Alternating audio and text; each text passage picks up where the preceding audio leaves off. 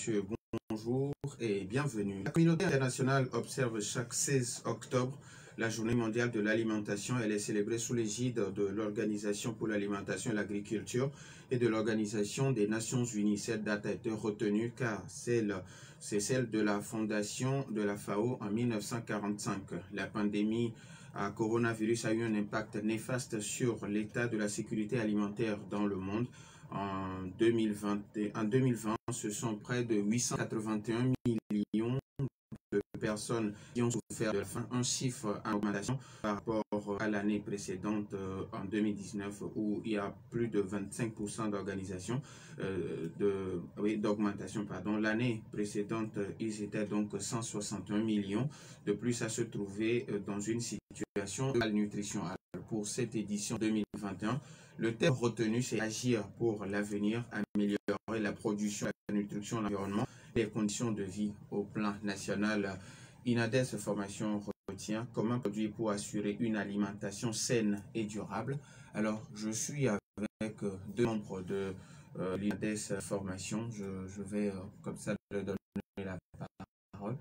Je commence par ma gauche, ma droite. Je commence à Bonjour Norbert, je suis Charlotte Moussime Evedo, chargée de communication à INADES Formation Togo. Alors, monsieur, bonjour.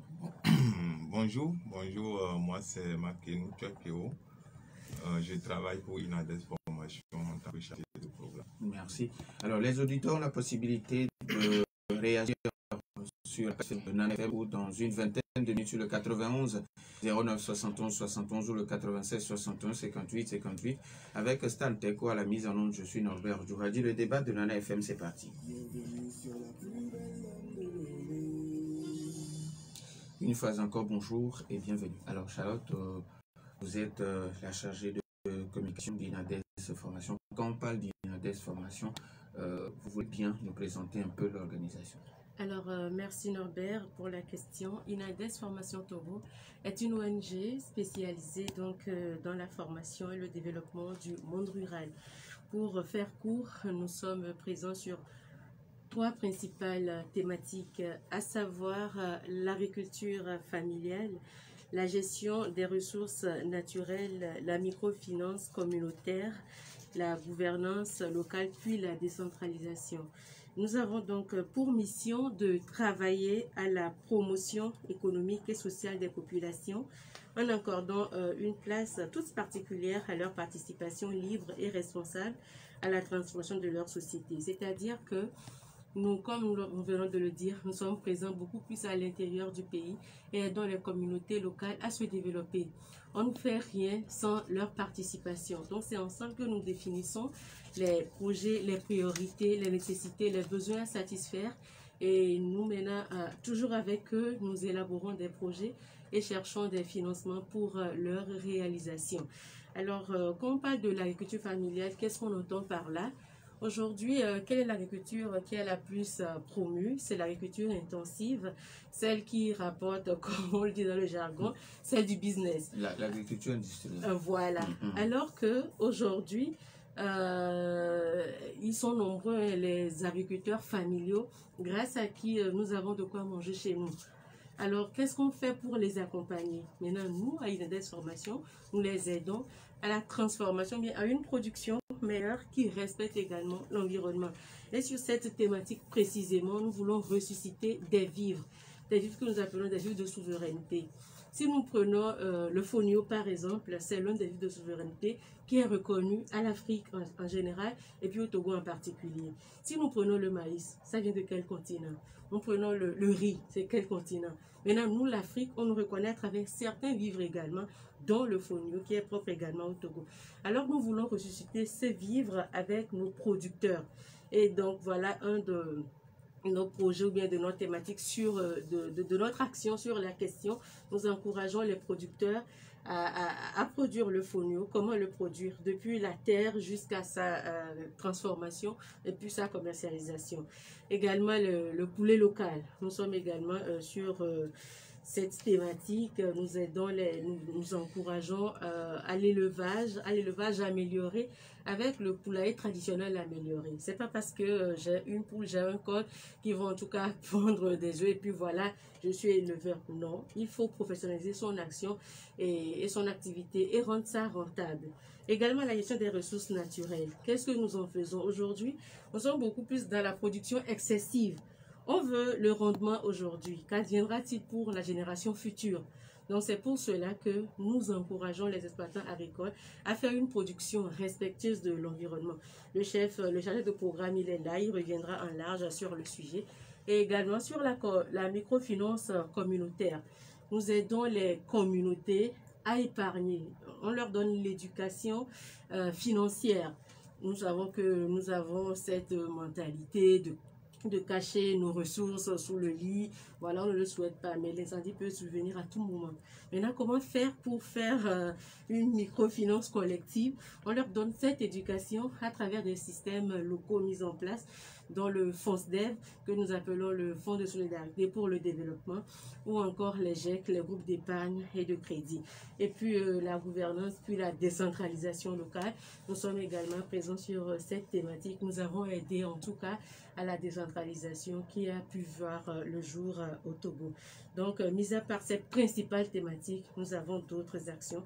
Nous pourrons revenir sur ça dans le débat. Notre public cible, comme je venais de le dire, c'est le monde rural, plus précisément les agriculteurs, donc les transformateurs, les commerçants, puis leurs organisations, la société civile également, les collectivités territoriales, les personnes en situation de handicap. Parce que nous avons tendance à marginaliser cette couche. Et puis nous ne les prenons pas forcément en compte quand on veut planifier le développement local de nos territoires. Alors que ce sont des hommes à part entière, tout comme nous. Parce que nous qui sommes ici, sommes, je ne le souhaite pas, hein, des personnes handicapées potentielles. On peut sortir et puis trébucher et se voir amputé d'un de ses membres.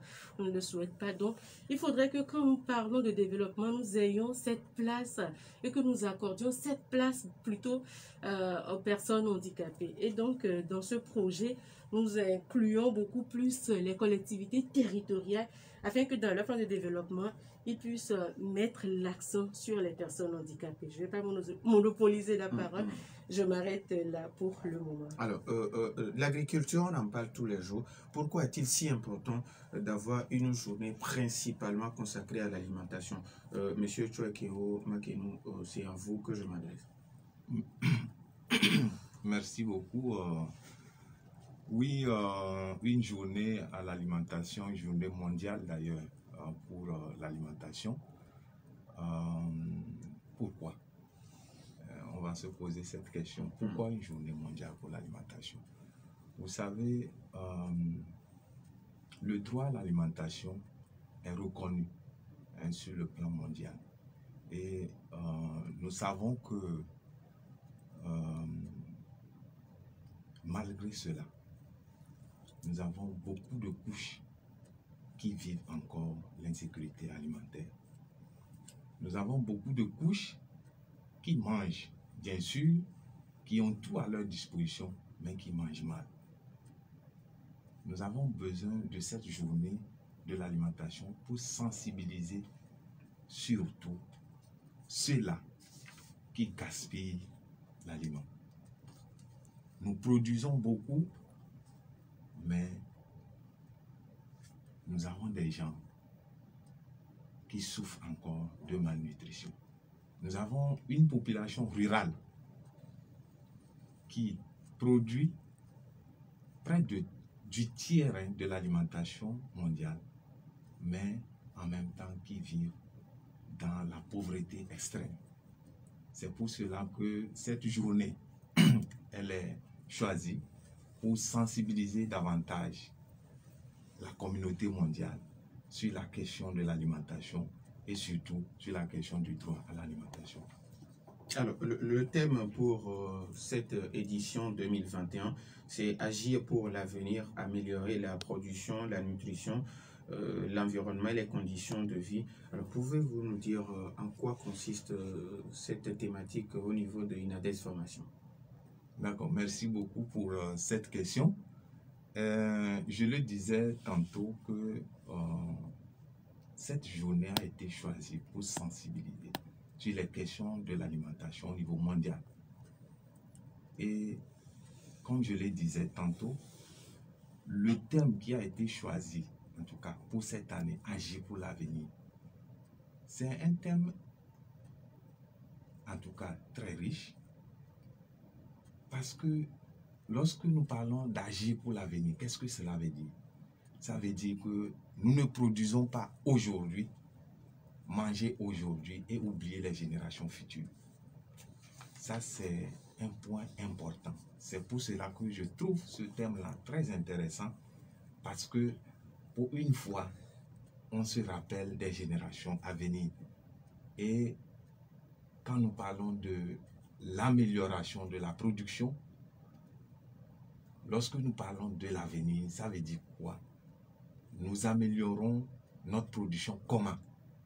Est-ce que nous allons améliorer cette production en détruisant l'environnement? En même temps, vous voyez que le thème a également identifié l'environnement comme un thème principal. Ça veut dire que nous ne produisons pas pour détruire l'environnement. Nous devons améliorer, bien sûr, notre production, parce qu'aujourd'hui, nous avons des gens qui vivent de la malnutrition. Les gens qui vivent, qui n'ont pas de quoi manger. Ils produisent, mais ils n'ont pas de quoi manger. Donc, ça veut dire qu'il faut améliorer cette production-là. Il faut produire davantage. Et ma collègue venait de le dire, nous, au niveau d'INADES Formation, nous intervenons plus au niveau de la base. Nous accompagnons l'agriculture familiale. C'est ça notre cible principale. Et ce que nous constatons, c'est que cette cible qui se bat, qui produit énormément, à un moment donné, souffre encore de l'insécurité alimentaire. C'est pour cela que la question d'amélioration de la production, elle est vraiment capitale pour nous au niveau d'INADES Formation. Ce n'est pas parce que nous accompagnons les petits producteurs qui vont produire de petites productions. C'est-à-dire petits producteurs, petites productions. Non, ce n'est pas l'agriculture de famille. Voilà, ce n'est pas ça. L'agriculture familiale, ce n'est pas l'agriculture de subsistance. C'est une agriculture qui doit nourrir son homme. C'est une agriculture qui doit faire vivre la couche marginalisée que nous appelons les producteurs. Puisque le producteur aussi est appelé à envoyer son enfant à l'école. Donc c'est vraiment une question capitale. Produire, améliorer la production, pour nous c'est ça. Il faut accompagner cette couche-là à intensifier durablement la production. J'insiste sur le mot durablement parce que c'est vraiment important. Aujourd'hui, le système qui est recommandé, c'est l'agroécologie, mais on voit que ce système peine à s'implanter au niveau de toute la communauté. Alors, quelles sont les conditions qu'il faut réunir pour que l'agroécologie soit adoptée un peu partout? Oui, vous avez touché un point central. Quand je parlais tout à l'heure, je disais qu'il est vraiment important d'intensifier la production. Mais comment on va l'intensifier? Nous avons plusieurs courants. Comme l'a dit ma collègue, en temps, nous avons un courant qui veut intensifier, bien sûr, cette production en adoptant, par exemple, les intrants à grande échelle, les intrants chimiques, surtout de synthèse. Et nous, au niveau d'INADES Formation et d'autres, bien sûr, d'autres acteurs qui sont également sur le terrain, nous autres, nous optons pour une agriculture familiale basée sur l'agroécologie. Et ce que nous constatons, c'est que c'est des pratiques, bien sûr, qui sont intéressantes, mais qui peinent vraiment à se faire à grande échelle. Comment faut-il faire pour une adoption à grande échelle, bien sûr, de ces pratiques agroécologiques que nous jugeons intéressantes pour le producteur? Parce que c'est des pratiques qui sont respectueuses, bien sûr, de l'environnement, mais en même temps qui permettent de donner vie au sol. Et pour nous, l'agriculture intensive est aussi à la base de tout ce qui se passe aujourd'hui, la dégradation des ressources naturelles, même la production des aliments qui sont aujourd'hui avec ces intrants chimiques sont des produits qui sont déséquilibrés. Parce que je vais vous donner juste un exemple. Lorsque vous produisez avec les intrants organiques, ça veut dire que le sol est bien sûr entretenu. Il y a la vie, les micro-organismes travaillent très bien. Et donc, la plante qui est semée sur ce sol vous donne un aliment très riche en éléments. Parce que ce n'est pas seulement les intrants que nous appelons N, P et K qui sont, pour nous, une perfusion des plantes, puisque lorsque vous les mettez, vous rendez la plante paresseuse. Et donc, ça veut dire que la plante ne puise que ces NPK là. Alors que dans la nutrition agroécologique, ça donne plutôt la vie au sol et la plante, avec les micro-organismes qui sont au sol, qui font un travail terrible, permettent à la plante donc de se nourrir avec des éléments diversifiés, plusieurs éléments. Et à la fin, vous avez des nourritures très, en tout cas équilibrées et qui donnent la vie. Alors que ce que nous mangeons aujourd'hui, le problème c'est que ça nous donne des aliments bien sûr, mais des aliments déséquilibrés. Et c'est ça qui cause bien sûr les maladies que nous avons. Mais comment faire pour une adoption à grande échelle? Et bien sûr, nous pouvons le faire si nous voulons. Alors, monsieur Tchokeo, est-ce que l'agroécologie signifie catégoriquement absence d'engrais chimiques? Ah oui, l'agroécologie, ça veut dire que nous n'utilisons plus les intrants chimiques. Ça, il faut qu'on soit clair. Mais nous avons des producteurs qui sont sur le terrain, qui utilisaient déjà les intrants chimiques. C'est pour cela que nous parlons de transition, pour amener ces producteurs, voilà, de leur niveau actuel à un niveau où ils vont commencer par abandonner jusqu'à abandonner totalement, bien sûr, ces intrants chimiques-là et utiliser uniquement que les intrants, bien sûr, voilà, organiques. Alors, encore une question, on donne la possibilité aux auditeurs. Alors, comment peut-on expliquer qu'avec tous ces systèmes que le gouvernement a mis en place pour que l'agriculture puisse évoluer, on se retrouve aujourd'hui avec une pénurie de certains aliments, à savoir le maïs et puis le haricot? Oui, il y a plusieurs facteurs. Et ça, c'est clair. Il y a plusieurs facteurs. Je vais vous donner juste un exemple pour cette année. Au sud, la première saison a été catastrophique. Qu'est-ce qui a fait? C'est ce que nous appelons les changements climatiques.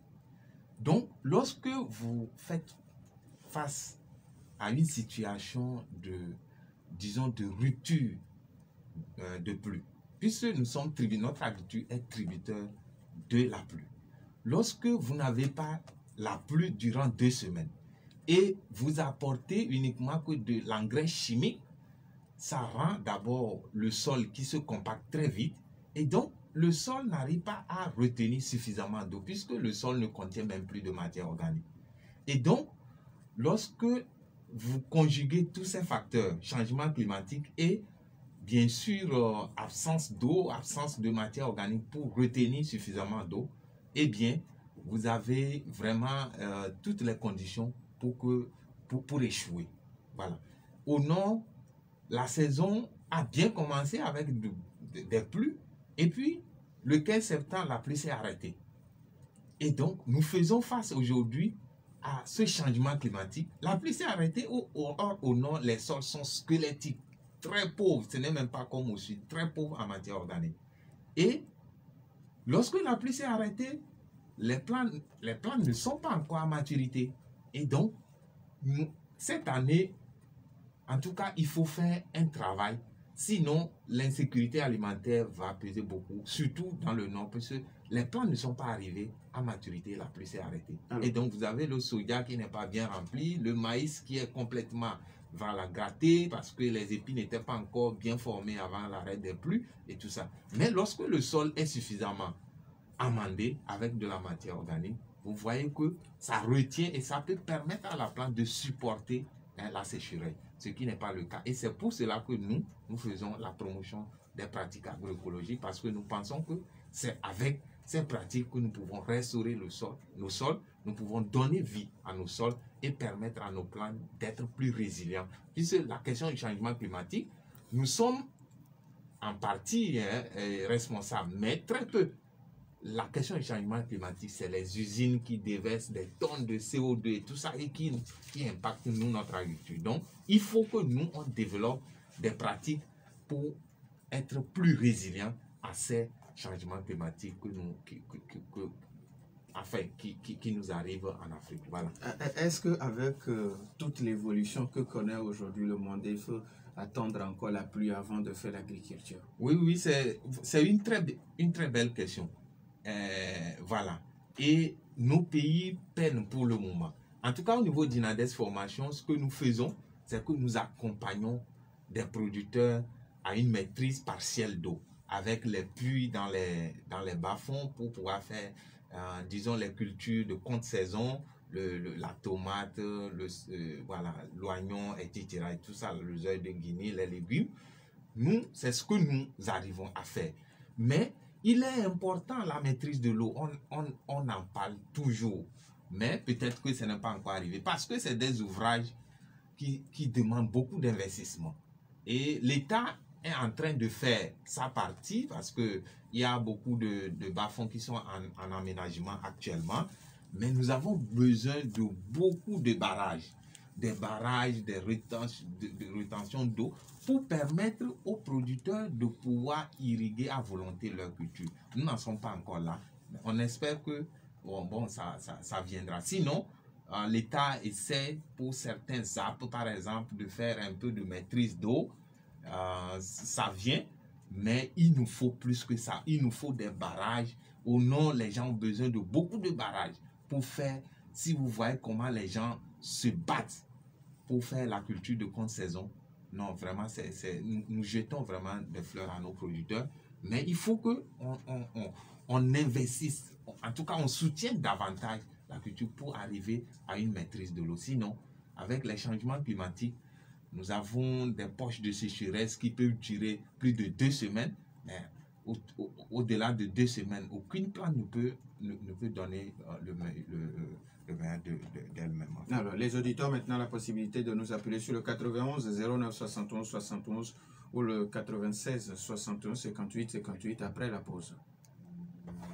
Pour quelques minutes seulement. Bonjour. Fais-toi vacciner contre le coronavirus et protège les êtres qui te sont chers. C'est l'opportunité que nous avons de préserver notre économie, de nous retrouver, de chanter, de danser ensemble. Alors, réserve ta dose de vaccin aujourd'hui. Donc c'est après qu'on va revenir sur notre thème national. Des centaines de millions de personnes en ont déjà reçu à travers le monde. Et une fois vaccinés, tu verras combien il est agréable de se sentir protégé. Pour plus d'informations sur les vaccins, adresse-toi au centre de santé le plus proche ou à un agent de santé qualifié. Respectons les gestes barrières. Retour dans les studios de Nana FM 91 09 71 71 ou le 96 61 58 58. Les auditeurs ont la possibilité de nous appeler. Est-ce que nous avons un auditeur en ligne? Nana FM, allô? Allô. Pélé, bonjour. Bonjour. Allez-y avec votre question. Oui, je salue les auditeurs. Nous vous saluons également. Oui, je pense que le thème, c'est agir sur l'avenir. Il faut faire la promotion. Et je pense que, d'abord, l'Afrique est un continent de consommation. Hein. Nous, on ne fait que consommer. Mais au temps de nos grands-papas, à l'époque, c'est qu'on connaissait l'engrais. Est-ce qu'on peut dire avec l'engrais? Donc, ce qui arrive aujourd'hui, c'est que si l'Africain ne trouve pas l'engrais, il ne va pas cultiver. Tout à l'heure, vous venez de poser même la question à notre société que est-ce qu'il faut attendre aujourd'hui encore la pluie avant de cultiver?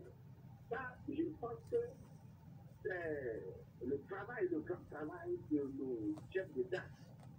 C'est-à-dire la bonne gouvernance aujourd'hui, il faut cesser. Je ne vais pas faire, je ne vais pas exagérer, mais il faut cesser un peu de faire la promotion des armes et préférer la promotion de l'agriculture. Je pense qu'il y aura de la paix et il n'y aura pas de guerre.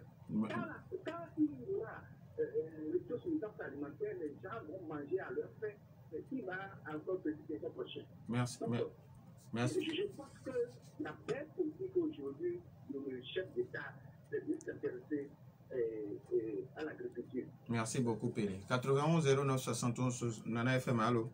Oui, allô? Bonjour, ma soeur. Bonjour. Oui, allez-y. Bonjour à vos deux invités. Bonjour. Bonjour. Je vais commencer par ma question. Vous demandez s'il n'est pas temps de copier le système qui faisait l'ancien URSS, les SOSCO et les propose, en encourageant les collectivités à mutualiser leur culture. Parce que, pour terminer tout à l'heure, à la fin de son intervention, votre invité parlait de problèmes d'eau. Il serait difficile, comme l'a dit mon prédécesseur, pour le gouvernement d'aider les paysans à avoir chacun leur forage ou leur barrage. Mais si les gens, par village, ils cultivaient et ils avaient des collectivités, je pense que ce serait une bonne chose. Maintenant, la journée de l'alimentation vient du fait que les productions ne sont pas transformées une longue durée. Et en faisant cela, si on arrive à faire cela, on arrive en même temps à combattre les zones rurales, ce qui garantirait des emplois aux jeunes. Merci. Bonne journée à vous aussi. 91 09 71 71 ou le 96 61 58 58. Alors, avant que d'autres auditeurs n'appellent, vous avez suivi nos deux auditeurs. On parle de temps de copier l'ancienne URSS. Oui, merci beaucoup. Est-ce que je vais dire nous copions l'ancien URSS? Les pratiques agroécologiques, c'est des pratiques, comme lui-même il a dit, des pratiques qui s'utilisaient à petite échelle par nos producteurs. L'Africain ne connaissait pas les intrants chimiques. Les intrants chimiques sont arrivés à la suite de la guerre, où les gens ont emmagasiné des tonnes de chimie qui ne savaient pas quoi faire. Et ces intrants-là ont vu le jour, Monsanto et autres, qui ont transformé ces tonnes de produits chimiques. On les a transformés, on les a mis à profit au niveau de l'agriculture. Et ça a été, disons, l'erreur grave qui fait qu'aujourd'hui nous peinons. Sinon, la production au niveau donc de nos producteurs a été avant, bien sûr, sur la base des intrants organiques, parce que bien sûr.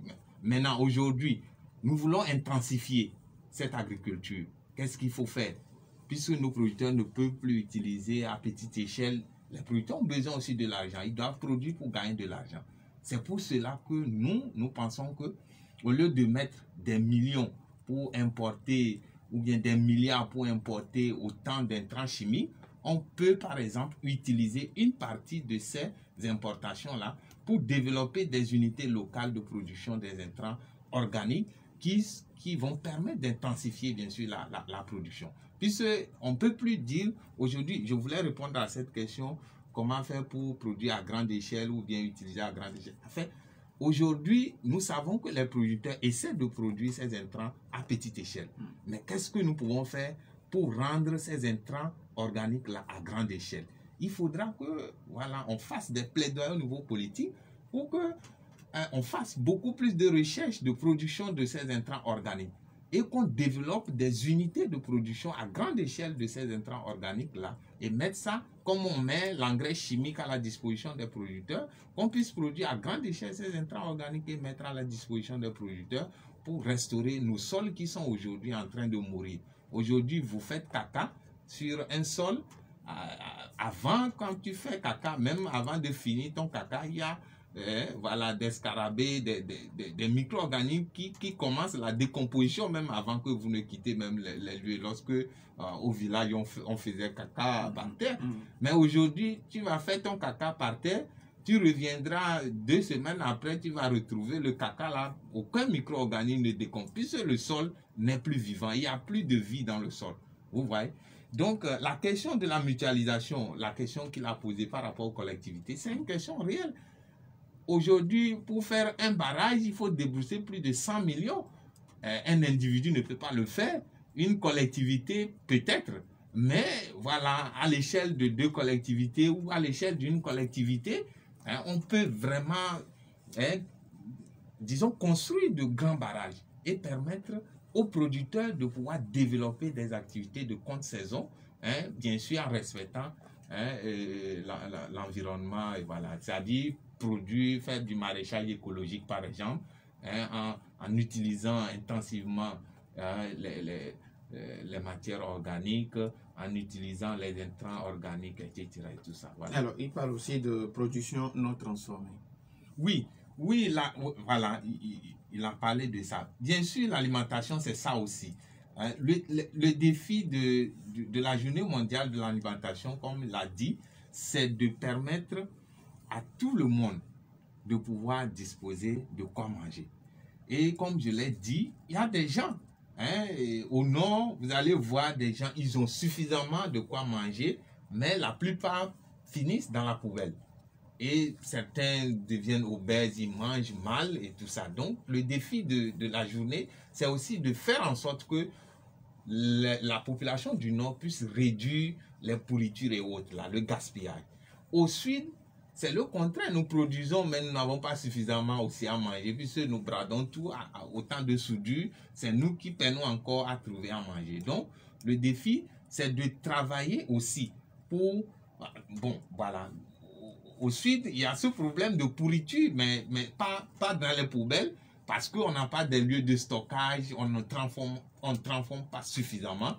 Et donc, la question de la transformation, bien sûr, elle est importante, mais il faut dire que nous, au niveau, en tout cas, pour la FAO et aujourd'hui, pour la journée mondiale, c'est de ne pas aussi aller dans la surtransformation où, voilà, c'est les chaînes de distribution qui prennent le boulot et le producteur n'a finalement rien. Vous voyez, non? Donc, les chaînes courtes, des chaînes de commercialisation où le producteur peut vendre directement à un consommateur ou juste un seul intermédiaire pour permettre que le producteur aussi puisse avoir la valeur ajoutée de son produit. En tout cas, et bénéficier donc du fruit de sa production. Alors, voilà ce que je peux dire. Merci.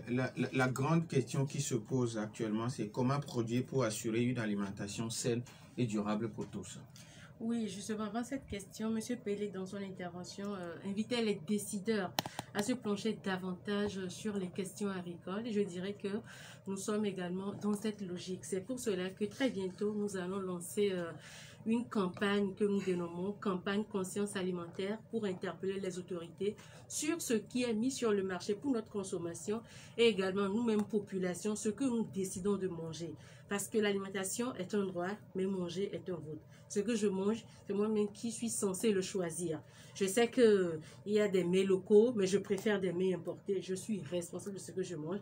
Donc, dans cette campagne, nous aurons davantage d'activités qui vont revenir sur la question. Et puis, cette campagne, je le précise, hein, elle est lancée dans les 10 pays membres d'INADES, dont INADES Formation est membre. Nous faisons partie, INADES Formation Togo, d'un réseau de 10 organisations qui sont dans 10 autres pays respectifs. Et notre slogan, c'est un monde rural, prospère et influent. Donc, tout ce que nous faisons, c'est pour développer le monde rural. Et justement, le pourquoi ce thème, comment produire pour assurer une alimentation saine, variée et durable pour tous. On va manger aujourd'hui, oui, et demain.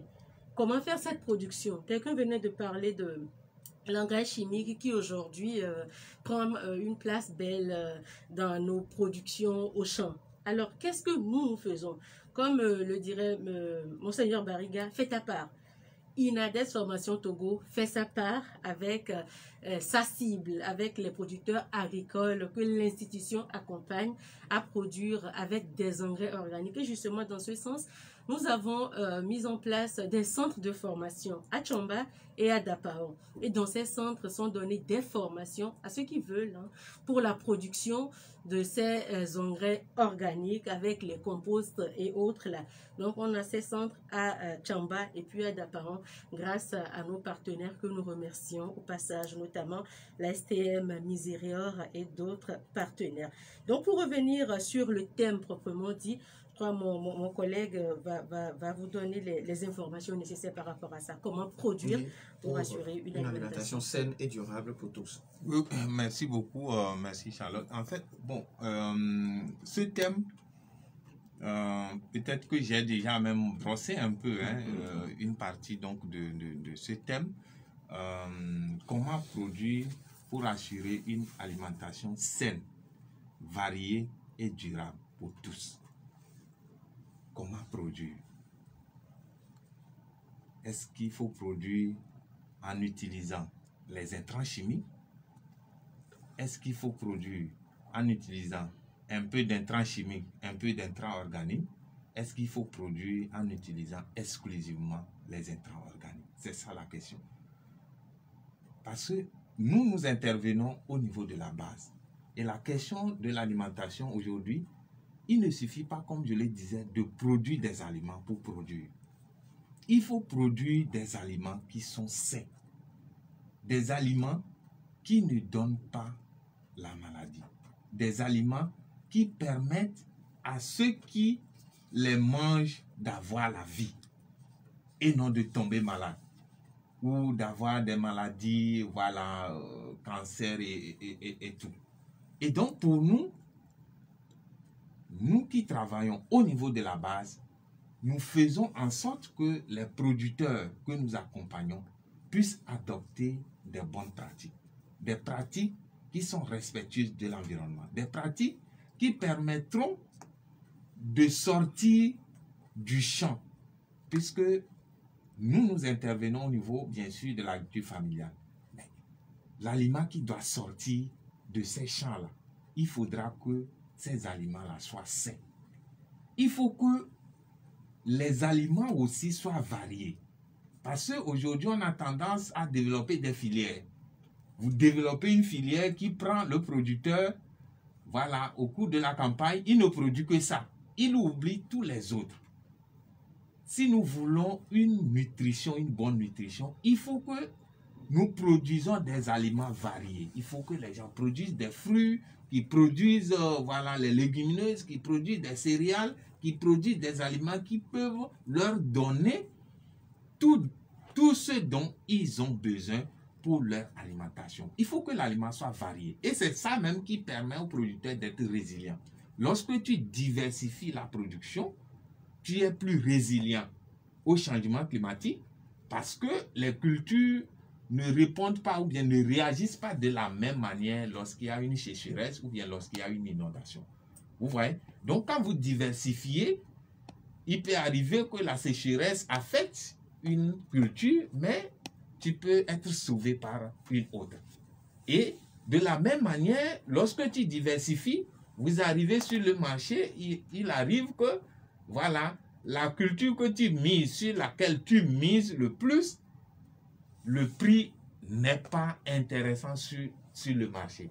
Et donc, nous, pour le producteur, puisque c'est là où nous intervenons, nous faisons en sorte que les producteurs puissent produire, bien sûr, des aliments sains en utilisant les pratiques qui sont respectueuses de l'environnement, des pratiques qui restaurent le sol, les pratiques qui donnent des aliments riches, et nous travaillons pour que ces producteurs-là puissent diversifier, pour permettre aux consommateurs de faire des choix équilibrés et manger équilibré. Et durable, parce que pour nous, nous n'allons pas produire aujourd'hui et puis oublier que, voilà, demain, nos enfants ont besoin de ce sol-là pour produire également. Alors, il faut travailler en sorte que ces sols-là soient restaurés pour permettre à nos générations futures de pouvoir également utiliser ces sols pour produire. Voilà le sens de la durabilité. Charlotte, avant de donner vos contacts, nous sommes dans le mois du consommé local. Exactement. Au Togo. Oui. Et qu'est-ce que Inades Formation a à dire à la population dans le cadre de cette célébration? Voilà, justement, nous sommes dans le mois du consommé local et nous, en tout cas, encourageons, puis remercions, on en a fait, mais pour ce que la radio est en train de faire pour promouvoir les produits locaux. Et Inades également, comme je venais de le dire, invite les populations à consommer les produits locaux de nos agriculteurs. Si vous faites un tour à l'institution, nous sommes situés sur la bretelle de Bébikame, Carrefour GTA, non loin de Bénéficiaire Life.